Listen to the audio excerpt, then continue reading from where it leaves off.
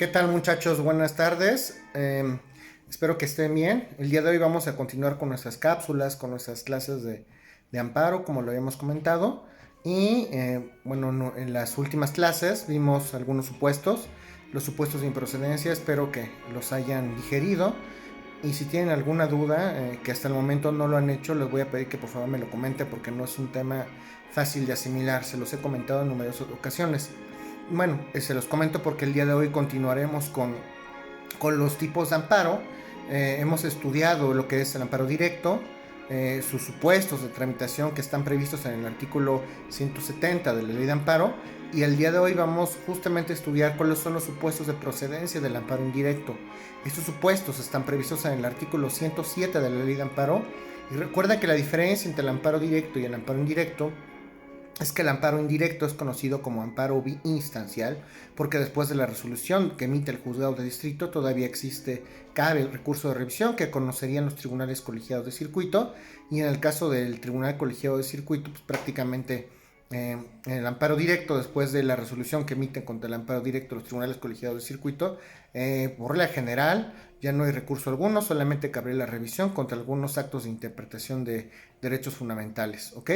Entonces, el común denominador de los actos que pueden tramitarse o por virtud de los cuales se puede solicitar el amparo y la protección de la justicia de la Unión, en el amparo directo, recuerden ustedes que son el 170, lo explica claramente. En el caso del amparo directo, el 170 prevé dos supuestos, que sea el caso contra las resoluciones provenientes de cualquier tribunal, ya sea laboral, civil, mercantil, del trabajo o no administrativo, porque es la fracción segunda, que no admite alguna resolución contraria. Y es precisamente la fracción segunda del 170 la que prevé aquellas resoluciones emitidas por parte de los tribunales de carácter administrativo que no admiten ningún recurso en contra, ¿ok? Ahora vamos a estudiar los supuestos, cuáles son los supuestos que establece la ley de amparo para que sea procedente el amparo indirecto o el amparo biinstancial, porque tiene dos instancias, los juzgados de distrito, y en caso de que no se conceda la protección constitucional, todavía cabe el recurso de revisión que conoce en ese sentido el tribunal colegiado, ¿ok? Entonces el 107 plantea los siguientes supuestos. Son 9 supuestos, vamos a hablar del primer supuesto. Ya como lo hemos comentado en clase, el primer supuesto se refiere a amparos contra leyes que sean autoaplicativas o heteroaplicativas. ¿Qué quiere decir esto? Recuerden ustedes que hay leyes que con el simple hecho de entrar en vigor afectan a los particulares, y hay leyes que por virtud de las cuales tiene que existir un primer acto de aplicación para que afecte la esfera jurídica del particular. En el primer caso, cuando estamos hablando de las leyes heteroaplicativas, por el simple hecho de entrar en vigor afectan a la población en general, y las leyes autoaplicativas, aquellas que necesitan un primer acto de autoridad contra un quejoso para que pudiera afectar o vulnerar su esfera jurídica como particular, ¿ok? Ese primer supuesto de 107, primer supuesto de procedencia del amparo indirecto, y entiéndase por leyes, puede ser desde un tratado internacional, puede ser un tratado internacional, puede ser una ley federal, incluso pueden ser leyes federales, leyes locales, me refiero a las leyes de la Ciudad de México o leyes de los estados, también puede ser reglamentos federales, puede ser reglamentos locales o simplemente decretos locales o autos o cualquier tipo de resolución de observancia general. Ese es el primer supuesto del artículo 107 de la ley de amparo, ¿ok? Hablemos del segundo supuesto de procedencia del amparo indirecto previsto en el artículo 107 constitucional, y nos referimos a actos u omisiones emanados de cualquier tipo de autoridad distinta a autoridades jurisdiccionales del trabajo, administrativa, civil, mercantil o agraria, ¿ok? Es decir, contra cualquier acto de autoridad que no necesariamente sea una autoridad jurisdiccional o debida o deducida de algún tipo de proceso, cabe en ese tipo de situaciones, como es el amparo indirecto. El amparo indirecto entonces es procedente contra actos de autoridad de cualquier autoridad distinta a las jurisdiccionales o a aquellas que se encargan de dirimir conflictos, entiéndase jurisdiccionales, como lo habíamos comentado, y ese es el segundo supuesto. Hablemos entonces del tercer supuesto, ¿ok? Hablamos de actos u omisiones o resoluciones provenientes de un procedimiento administrativo en forma de juicio. También las autoridades administrativas pueden emitir una serie de resoluciones. Recuerden ustedes que en materia administrativa en muchas autoridades administrativas generalmente tramitan esta serie de actos de autoridad a través del acto administrativo. Generalmente le dan esta garantía al quejoso, que es que se tramiten este tipo de resoluciones en forma de juicio, es decir, siempre hay un acto de autoridad, siempre hay un momento para ofrecer pruebas, un momento para establecer alegatos y hay una resolución final. Podemos hablar de varias resoluciones o varios tipos de autoridades. Podemos hablar de la Secretaría de Gobernación, podemos hablar de la Secretaría de Relaciones Exteriores. Imaginen ustedes un procedimiento de naturalización tramitado ante la Secretaría de Relaciones Exteriores. Cuando hay una negativa por parte de la autoridad, naturalmente le dan un oficio al quejoso, expresando las razones por las cuales se determina tal situación. Hablemos de una visita de verificación. Cuando una persona es verificada por parte de la autoridad administrativa, pensemos entonces en un asunto de salud pública, una verificación como la COFEPRIS. Al momento en que van a hacer una visita de verificación, si tienen alguna situación que verificar para el cumplimiento de una norma general, les dan o nos dan a los particulares un momento para ofrecer pruebas, para ofrecer alegatos, para deducir lo que conforme a nuestro derecho nos convenga, y contra ese tipo de procesos vamos a hablar de la visita de verificación de manera muy concreta. Al final se emite una resolución, ese proceso de verificación se tramitó en forma de juicio y al final habrá una resolución. Entonces, contra este tipo de procesos o contra este tipo de actos de autoridades que se tramitan en forma de juicio, ojo, no es propiamente un proceso, porque hay autoridades jurisdiccionales o autoridades que se encargan de la impartición de justicia, propias de carácter administrativo, que es el Tribunal de lo Contencioso Administrativo, Tribunal Federal de Justicia Administrativa o Tribunal Local de Justicia Administrativa. En ese sentido es el encargado, el Tribunal Administrativo, de dirimir cuestiones de carácter administrativa, y no hablamos de ese órgano, hablamos de los demás actos de autoridad administrativa que se tramitan en forma de juicio, como esto que les digo de la COFEPRIS, que se tramitan en forma de juicio porque les dan a los particulares un espacio para que puedan plantear sus pruebas, sus alegatos y todos aquellos pasos previstos por la Constitución para que se cumpla la garantía del debido proceso legal. Entonces, ese es el primer supuesto. Y el segundo, contra actos, es el segundo supuesto de este tercer supuesto del 107 de la Ley de Amparo. En el caso de en el segundo supuesto de los organismos administrativos que emiten una resolución fuera de juicio que afecta al particular.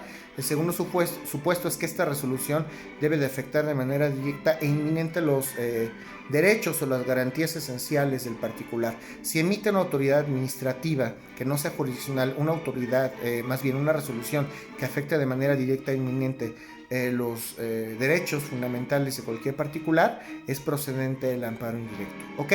Ese es el tercer supuesto. Vayamos con el cuarto supuesto.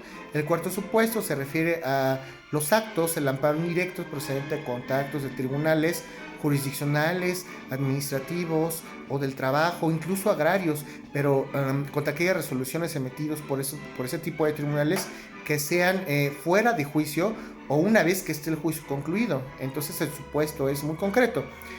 Los tribunales también administrativos, del trabajo, civiles, penales, pueden emitir resoluciones. Recuerden ustedes que contra la última resolución de esos tribunales solo es procedente el amparo directo. Pero ¿qué pasa con aquellos actos de autoridad que se plantean o que emiten ese tipo de autoridades jurisdiccionales durante el proceso o una vez que el proceso haya concluido? También son actos de autoridad que pueden violentar las garantías esenciales del procedimiento del quejoso. Pues bueno, en este supuesto, si alguna autoridad jurisdiccional o impartidora de justicia que imparte justicia a un quejoso comete un acto violatorio de garantías individuales durante el proceso que violente sus derechos fundamentales, se procede al amparo indirecto, y también contra resoluciones que se encuentran en ejecución de sentencia. Aquí tenemos que hacer una aclaración muy importante. Tratándose de actos de ejecución de sentencia, solamente será procedente el amparo indirecto contra la última resolución, contra la última resolución que decida en definitiva de qué manera se va a ejecutar la sentencia.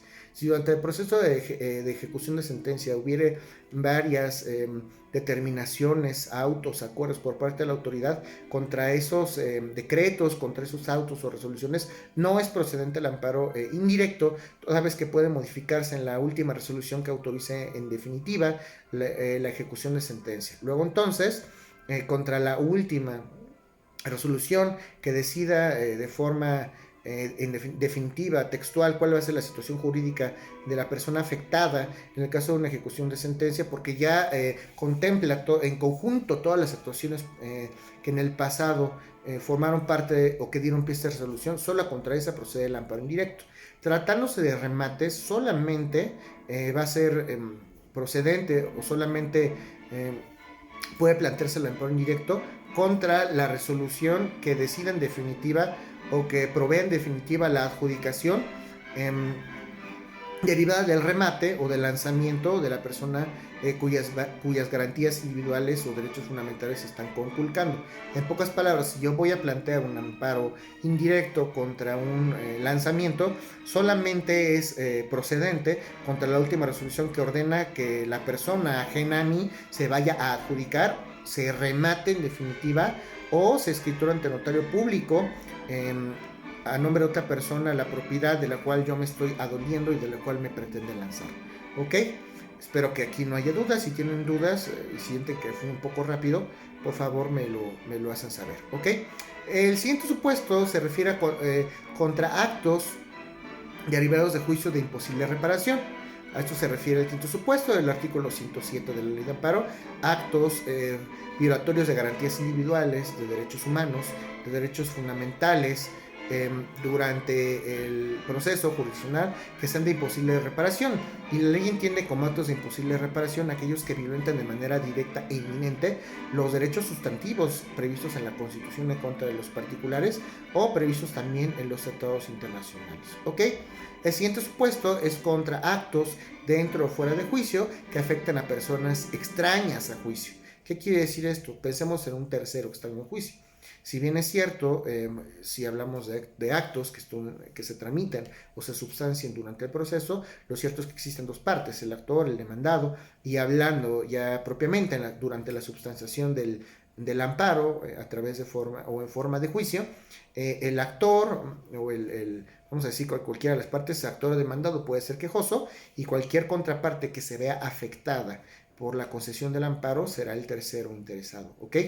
Pues bueno, supongamos que aparte de actor y demandado hay un tercero ajeno a juicio. Vamos a pensar que yo embarqué un carro como actor y quiero hacer efectivo ese embargo, y ya estamos en proceso de ejecución, pero resulta que el carro no era de la persona a la cual se le quiero embargar, sino de un tercero, y si este tercero, esa persona, como él no tenía conocimiento de la substanciación o del trámite del proceso al punto en que se haya enterado, definitivamente puede plantear un amparo indirecto, porque la autoridad probablemente lo privaría contra un derecho o de un derecho sin haber sido oído o vencido en juicio, y él no tenía la obligación de ser oído y vencido en juicio, sino hasta el momento en que se entera, y antes de que afecte su patrimonio, definitivamente está el medio de control constitucional que hemos denominado amparo. ¿Ok? El siguiente supuesto se refiere a resoluciones por parte del Ministerio Público y Fiscalía. Resoluciones del Ministerio Público consistentes en omisiones. ¿Y qué omisiones podría cometer el Ministerio Público? Concretamente, contra actos en cuestión penal, me estoy refiriendo al no ejercicio de la acción penal, me estoy refiriendo a que el Ministerio Público en definitiva se abstenga, o la resolución por parte del Ministerio Público que ya determine no seguir investigando la carpeta de investigación o la averiguación previa, que mande a reservar porque no hay elementos de prueba suficientes la investigación contra el no ejercicio, contra el desistimiento del ejercicio de la acción penal o contra cualquier tipo de suspensión del procedimiento o del proceso penal. ¿Ok? Contra este tipo de resoluciones en contra del Ministerio Público y Fiscalía procedería el amparo indirecto. ¿Ok? El siguiente supuesto, el 107 de la Ley de Amparo, se refiere a los actos o contratos de autoridad que determinen inhibir o declinar la competencia. ¿Qué quiere decir esto? Ustedes conocen propiamente cuál es la figura de la competencia. ¿Cómo es que podría conocer un juez un asunto? Pues hay jueces que se tramitan los jueces conocen sus asuntos por competencia.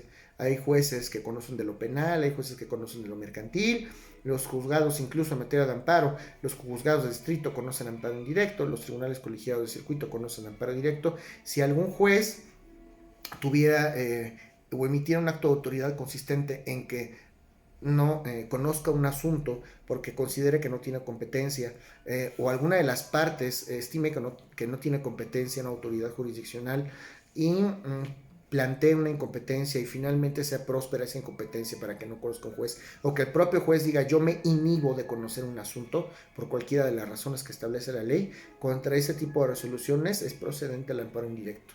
Va de nueva cuenta. Contra resoluciones,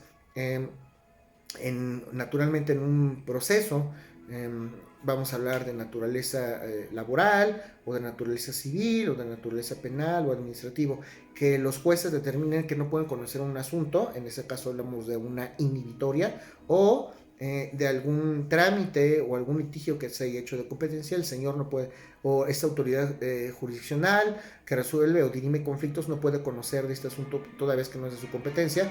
Cuando hay una resolución que afirma este hecho consistente que una autoridad no puede conocer por razón de competencia, contra ese tipo de resoluciones procede el amparo indirecto. Y el último supuesto de procedencia del amparo indirecto, en la fracción novena del artículo 107 de la ley de amparo, se refiere a los actos de autoridad derivadas o contra normas, actos u omisiones de la Comisión Federal de Competencia Económica y del Instituto Federal de Telecomunicaciones, ¿ok? Estas son dos autoridades muy concretas que señala el 107 de la ley de amparo, concretamente la Comisión Federal de Competencia Económica, que es aquella institución que se dedica a su aboca a conocer cuestiones de competencia económica. Vamos a hablar de derecho económico. Hablando de derecho económico, nosotros hablamos de libre competencia. Es en caso de que, vamos a poner un ejemplo, en caso de que Coca-Cola excluya del mercado a Red Cola, no está permitiendo que Red Cola ejerce, está a lo mejor monopolizando conductas y no está permitiendo que Red Cola ejerza de manera concreta su libre, no está permitiendo, está excluyendo del mercado a Red Cola y que ejerza su libertad de comercio, ¿ok?